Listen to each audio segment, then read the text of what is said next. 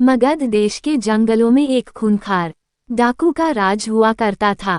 वह डाकू जितने भी लोगों की हत्या करता था, उनकी एक एक उंगली काटकर माला की तरह गले में पहन लेता। इसी वजह से डाकू को सभी अंगुलीमाल के नाम से जानते थे। मगध देश के आसपास के सभी गांवों में अंगुलीमाल का आतंक था। एक दिन उसी जंगल के पास के ही एक गांव में महात्मा बुद्ध पहुंचे। साधु के रूप में उन्हें देखकर हर किसी ने उनका अच्छी तरह स्वागत किया। कुछ देर उस गांव में रुकते ही महात्मा बुद्ध को थोड़ा अजीब सा लगा। तभी उन्होंने लोगों से पूछा, आप सभी लोग इतने डरे और सहमे सहमे से क्यों लग रहे हैं? सबने एक एक करके अंगुलीमाल डाकू द्वारा की जा रही हत्याओं और उंगली काटने के बारे में बताया। सभी दुखी होकर बोले कि जो भी उस जंगल की तरफ जाता है उसे पकड़कर वो डाकू मार देता है। अब तक वो 99 लोगों को मार चुका है और उनकी उंगली को काटकर उन्हें गले में माला की तरह पहनकर घूमता है। अंगुलीमाल के आतंक की वजह से हर कोई अब उस जंगल के पास से गुजरने से डरता है। इन सभी बातों को सुनने के बाद भगवान बुद्ध ने उसी जंगल के पास जाने का फैसला ले लिया।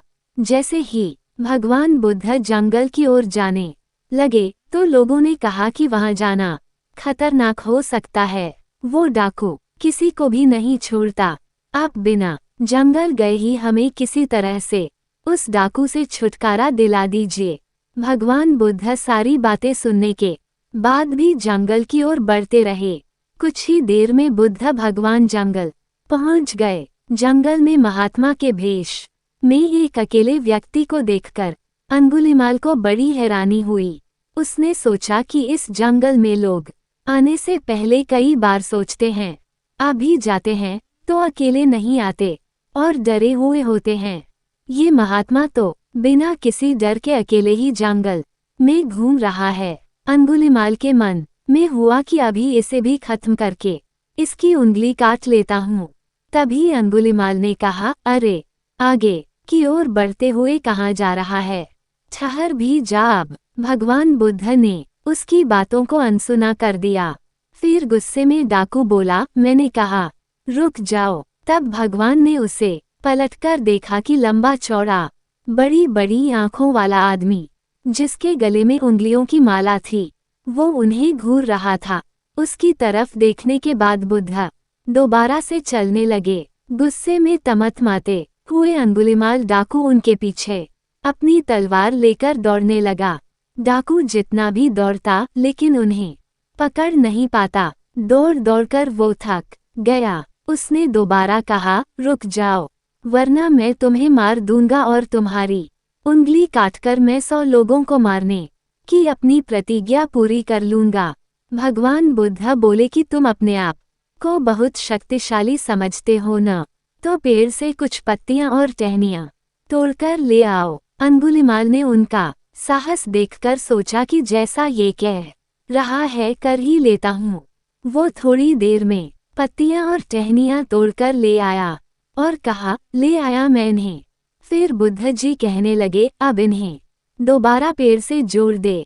ये सुनकर अंगुलीमाल बोला, तुम कैसे महात्मा हो? तुम्हें नहीं पता कि तोड़ी हुई चीज को दोबारा नहीं जोड़ सकते हैं? भगवान बुद्ध ने कहा कि मैं यही तो तुम्हें समझाना चाहता हूँ कि जब तुम्हारे पास किसी चीज को जोड़ने की ताकत नहीं है तो तुम्हें किसी वस्तु को तोड़ने का अधिकार भी नहीं है। किसी को जीवन देने की क्षमता नहीं तो मारने का हक भी नहीं। ये सब सुनकर अंगुलीमाल के हाथों से हथियार छूट गया। भगवान आगे बोले, तू मुझे रुक जा कह रहा था। मैं तो कब से स्थिर हूँ, वो तू ही है जो स्थिर नहीं है।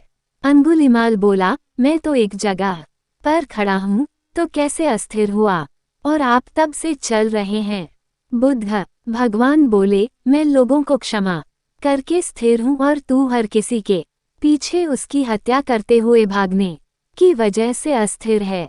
ये सब कुछ सुनकर अंगुलीमाल डाकू की आंखें खुल गईं और उसने कहा, आज के बाद से मैं कोई अधर्म वाला कार्य नहीं करूंगा। रोते हुए अंगुलीमाल डाकू भगवान बुद्ध के चरणों पर गिर गया। उसी दिन अंगुलिमाल ने बुराई का रास्ता छोड़ा और वो बहुत बड़ा सन्यासी बन गया। कहानी से सीख। सही मार्गदर्शन मिलने पर व्यक्ति बुराई की राह को छोड़कर अच्छाई को चुन लेता है।